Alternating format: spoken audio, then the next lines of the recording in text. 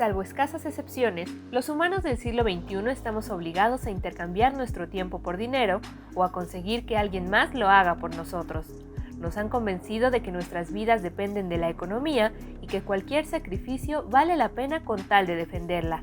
Capitalistas y socialistas del mundo entero han dado siempre por sentado que el trabajo produce valor, pero algo que no nos dicen es que también consume valor. De ahí que los bosques y las capas de hielo polar se reduzcan vertiginosamente. Nuestros dolores de espalda o de cuello, el cansancio que sentimos al regresar a casa cada tarde, son un reflejo a pequeña escala del daño que está sufriendo el planeta. La pereza no es la única alternativa al trabajo. Criticar las prácticas laborales que perpetuamos hoy en día no significa descartar el esfuerzo o el compromiso. No significa tampoco pretender que todo nos sea dado o nos resulte fácil. Sin embargo, estamos convencidos de que merecemos ser los amos de nuestro destino y que estar obligados a vender lo que más importa en la vida para sobrevivir resulta trágico, humillante e innecesario. Desde niños nos enseñan a postergar nuestros deseos y nuestra felicidad en espera de un tiempo que nunca llega y que, se supone, será la recompensa a muchos años de labor. El hábito del trabajo está tan anclado en nuestra sociedad que pocos nos cuestionamos las razones por las que lo seguimos haciendo. ¿Somos capaces aún de imaginar una sociedad en la que, en vez de amasar riquezas, o en la mayoría de los casos pagar la comida y la hipoteca, las relaciones humanas, la crianza de nuestros hijos, las satisfacciones que producen la filosofía, el arte, el cultivo de un jardín o de un huerto, la investigación, la creación, la aventura, estén en el centro de la vida cotidiana y no acotadas a nuestro muy escaso tiempo libre?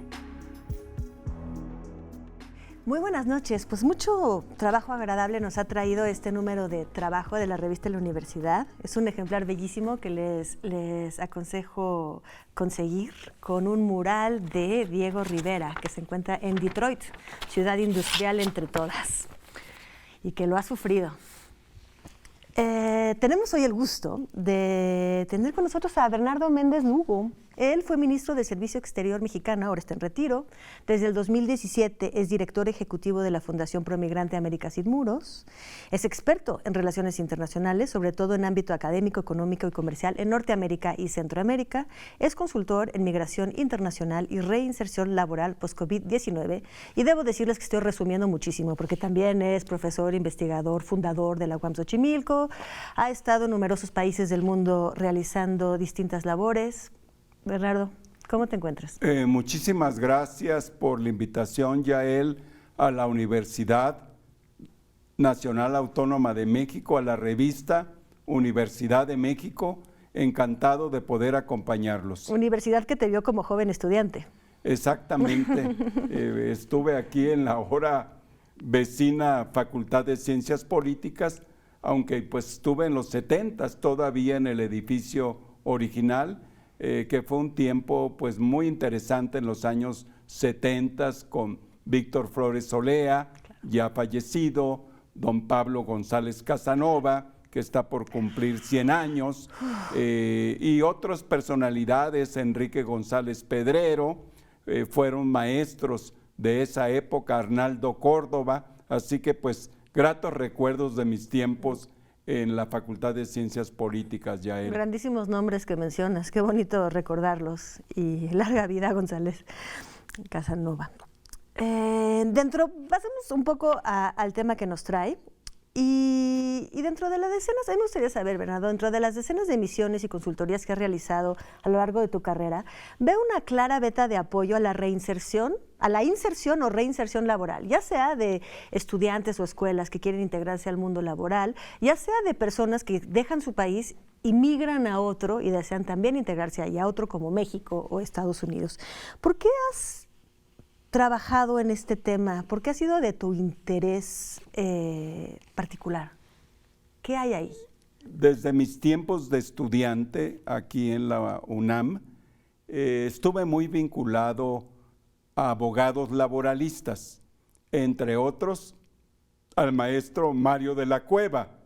Fui amigo personal de él y estuve en la Secretaría del Trabajo en los años en que fue secretario Porfirio Muñoz Ledo, en los años 70, así que desde esa temprana edad fui inspirado por el mundo laboral, por la legislación laboral. No soy abogado, estudié relaciones internacionales, pero muy cercano siempre a los temas laborales, a los temas también corporativos, porque en algún tiempo fui editor jurídico corporativo, sin ser abogado, en la revista Información Dinámica de Consulta, una de las revistas líderes del México en los temas de derecho fiscal, laboral, seguro social. Así que pues siempre he estado rodeado de estos temas y con grandes conocedores, maestros de los temas laborales, Yael. Pero la pregunta, bueno, primero para quienes nos escuchan es importante decir que la referencia a Mario de la Cueva es importante porque el TV UNAM, así como la Facultad de Ciencias Políticas, tiene dirección sobre el circuito Mario de la Cueva aquí en CEU. Lo que quería saber es este afán por crear este puente hacia la inserción del mundo laboral. ¿Es más difícil en nuestros tiempos penetrar en este mundo laboral? O sea, ¿es más difícil hacer estos pasos que necesita tanto trabajo? Creo que hemos vivido, Yael, una época de grandes mutaciones laborales que tienen que ver también con el cambio tecnológico. Como académico por 20 años de la UAM Xochimilco, siempre estuve muy pendiente de mis alumnos, dependiendo de las carreras, casi todas de ciencias sociales, pero como fui maestro del tronco interdivisional, tengo entre mis exalumnos arquitectos, médicos, veterinarios, prácticamente de todo el ámbito de carreras, así que siempre hubo una preocupación de qué manera los cambios tecnológicos, los cambios en la producción, los cambios sociales estaban influyendo en el tipo de trabajo y de qué manera buscar una manera de hacerlos emprendedores. Emprendedores no solamente en un sentido, digamos, del emprendedurismo económico, empresarial, sino también los orienté mucho para todo lo que son organizaciones civiles, fundaciones, es decir, que no vieran un futuro solamente como empleados, sino emprender en un sentido amplio del emprendedurismo. Empresas que tienen que ver con nuevas tecnologías, con nuevos espacios de organización, pero también lo que es el ámbito de la sociedad civil. Creo que ese ámbito es un ámbito que debemos fortalecer frente al poder del Estado, al poder de los grandes monopolios, de las corporaciones transnacionales. Es la defensa de los espacios de la sociedad y la democracia. Como consultor en reinserción laboral post-COVID-19, ¿qué nos puedes decir de la situación de los trabajadores en México ahora? Desafortunadamente, y esto tiene varias maneras de verlo, más de la mitad de la población que trabaja en México está en el sector informal. ¿Qué quiere decir? Que las personas no tienen contratos, tienen muchas veces pequeños negocios. Es una gama amplia que muchas de estas personas están en una situación de precarización creciente. Así que viendo los ámbitos laborales, tenemos este amplio espectro de la situación de informalidad que muchas veces no necesariamente en todos los casos es peor que la parte formal. ¿Por qué? Porque los incentivos en el ámbito de salarios mínimos y cada vez más en contrataciones con gran vulnerabilidad no son muy atractivas, y es por eso que muchas personas optan por tener un emprendimiento de manera informal, y es informal porque las leyes fiscales muchas veces no contemplan, no hay incentivos, no hay apoyos para una persona que emprende un pequeño negocio. En eso, en América Sin Muros, particularmente con el ámbito de las personas migrantes, pensamos que se deben de generar también para los deportados, que fueron más de 3 millones en los 2 periodos del presidente Obama y los que se sumaron con el presidente Trump y los que ahora desafortunadamente también engrosan la gran cantidad de personas deportadas, quizás 4 millones de mexicanos. No estamos viendo el tema de los centroamericanos que también pues han tenido deportaciones. Así que el ámbito laboral es complejo porque muchas veces la formalidad no brinda buenos contratos, cada vez es más precario. Así que la opción por tener un negocio o una actividad informal, y una cuestión interesante, Yael, hay muchas personas que combinan la formalidad con la informalidad. Es decir, tienes un empleo formal, pero haces trabajos informales o lo que llaman freelancer, ¿no? O sea, cada vez más se recurre a ese tipo de situación.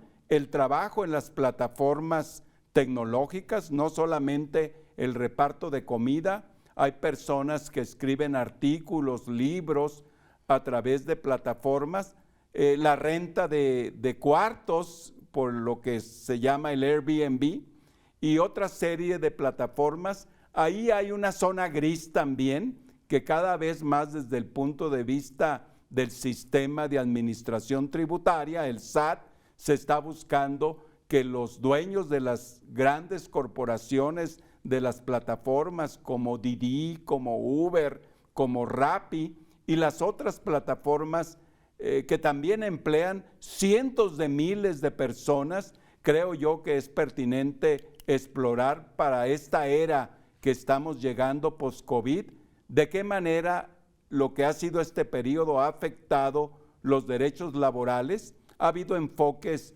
donde se analiza desde el punto de vista de empresarial cómo se hace más efectivo un trabajador, qué cambios tiene que tener para ser efectivo con las nuevas tecnologías, pero hay un punto que no se está analizando lo suficiente, que son los temas de derechos laborales en todo este periodo de pandemia, principalmente por lo que es la vinculación remota o home office de miles y millones de trabajadores. Todas estas personas, bueno, vamos a irnos a un corte y regresamos a precisar quizás algunos detalles de todo lo que nos acabas de exponer. Con mucho gusto, Yael. Bueno, pues entonces regresamos con Bernardo Méndez Lugo después de un corte chiquitito. No se vayan.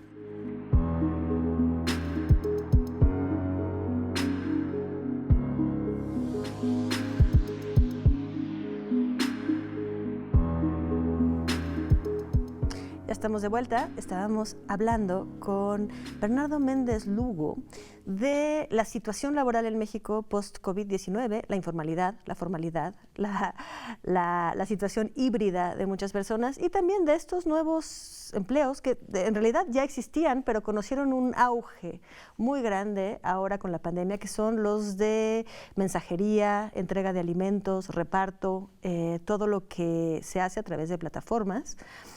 Se contrata, digamos, a través de plataformas. ¿Estos empleos son formales?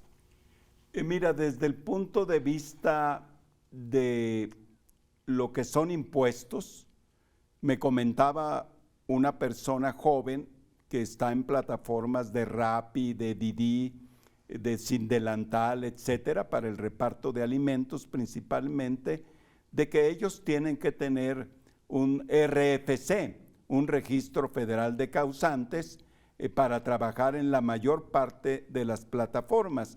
En ese sentido, pues se da cierta formalidad. Sin embargo, me comentaba de que no hay necesariamente un tipo de seguro médico, no hay beneficios, no hay antigüedad, y en algunos casos, como en el caso de esta persona, estamos entrevistando en América Sin Muros, porque también encontramos una presencia importante de personas inmigrantes de Venezuela, de El Salvador, de Honduras, que es una manera también de buscar una inserción laboral a través del reparto de alimentos.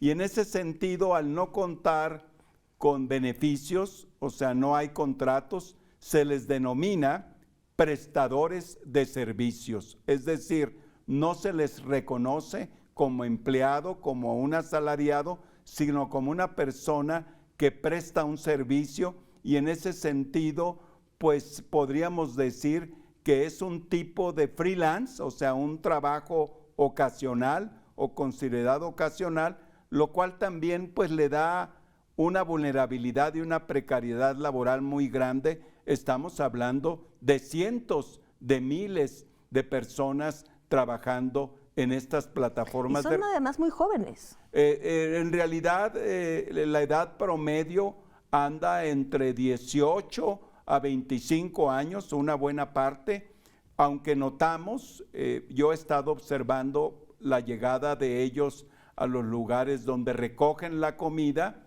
y encontramos también un porcentaje importante de mujeres jóvenes.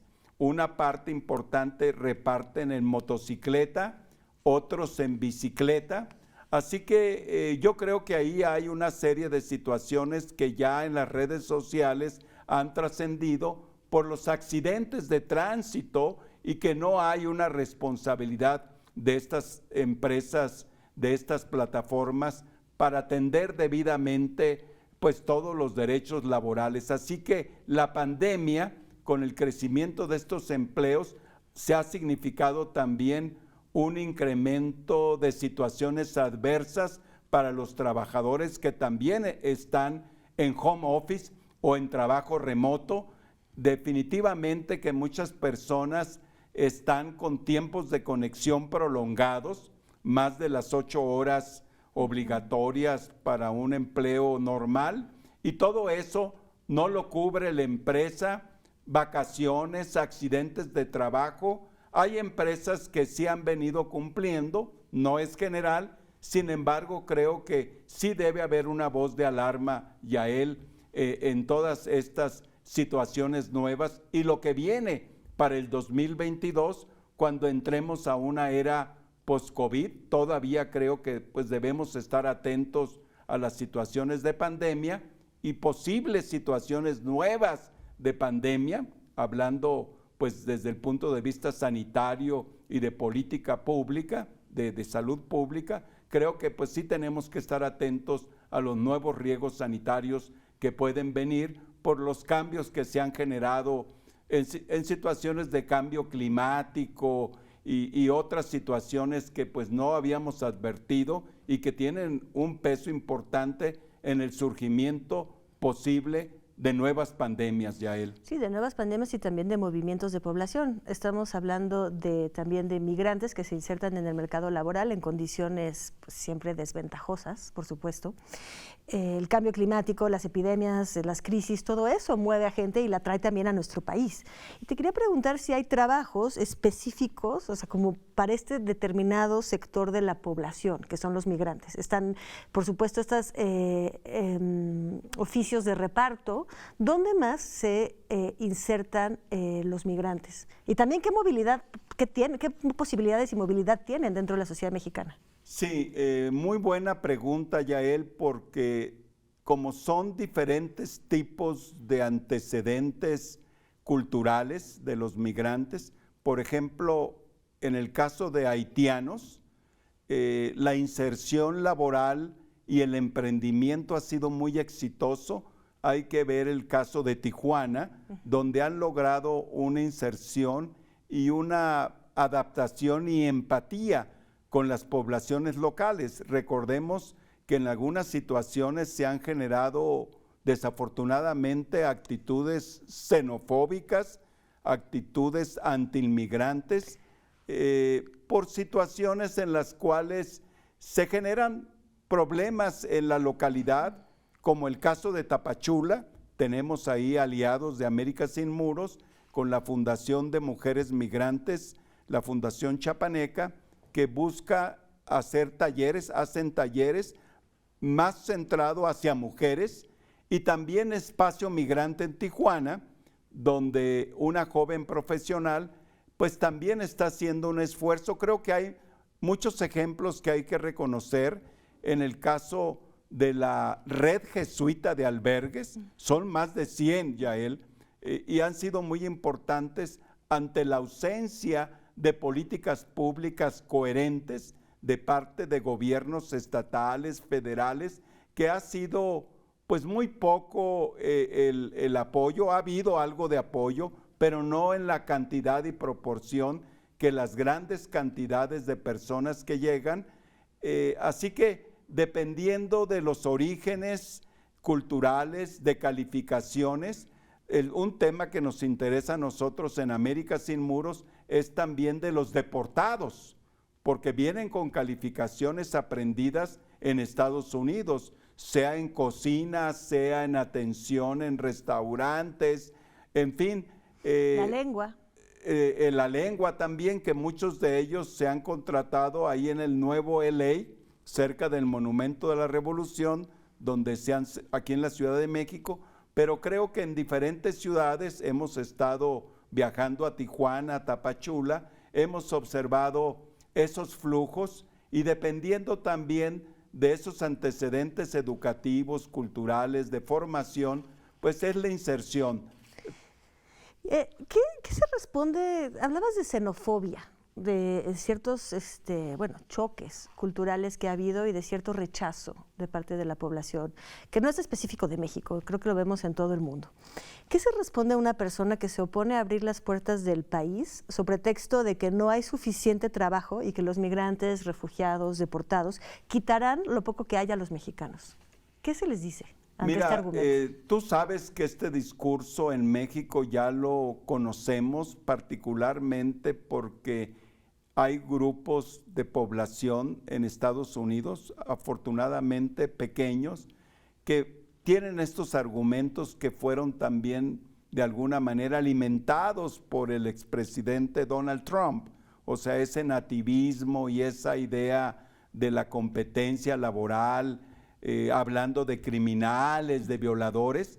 Así que creo yo que es muy importante no repetir ese discurso trumpiano, que por cierto en México pues todavía hay algunos políticos que tienen esa simpatía a veces abierta, a veces oculta por el señor Trump, que esperemos que en el 2024 hay problemas actualmente en la administración Biden, pero espero que no sea un pretexto para que regresen esos tiempos para mí horribles y fatales de la era Trump.